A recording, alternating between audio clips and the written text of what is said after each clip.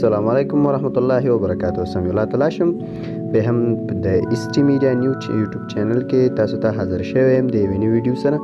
ګران دوستانو دا ویډیو په دې خاطر ده چې څنګه کولی شو د پلی سټور هسټوري یا تاریخچه صفا کړو یا پاکې کړو. نو ویډیو ډېره نه اوږدوو، راځو خپل فعالیت شروع کوو. په لومړی سر کې زه خپل پلی سټور خلاصوم. کله چې مو خپل پلی سټور خلاص کړو نو ګران دوستانو تاسو په دې پورته برخه کې دغه سرچ بار ګورئ. نو دغلته چې کوم هر څه سرچ کوو دلته وګورئ، دغلته لاندې موږ ته هسټوري راځي یا تاریخچې راځي چې موږ څه سرچ کړي هغه دلته موږ کتلی شو.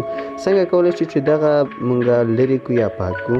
نو د دې په خاطر به تاسو لاړ شئ دغه کوم مغلته چې تاسو عکس ښکاري نو په دې خپل عکس به کلیک وکړئ. کله چې په خپل عکس کلیک وکړو نو لاندې به سیټینګ ته راشئ. تاسو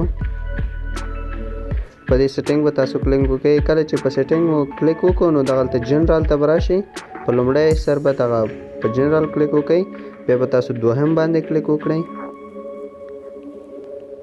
نو بیا لږ ښکته راځو ګران دوستانو، دغلته یې لیکلي دي چې کلیر ډیوایس سرچ هسټوري.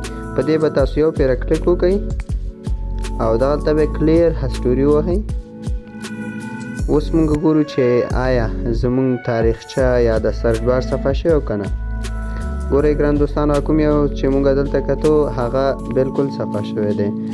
نو تاسو هم کولی شئ چې دغه طریقې څخه کار واخلئ او دغسې خپل د پلی سټور تاریخچه یا سرچ بار صفا کړئ. نو ښایسته طریقه وه، تاسو هم ترې کار واخلئ. تر بل ویډیو چې بیا ستاسو په چوپړ کې حاضر کېږم، ماته اجازه راکړئ. د الله په امان.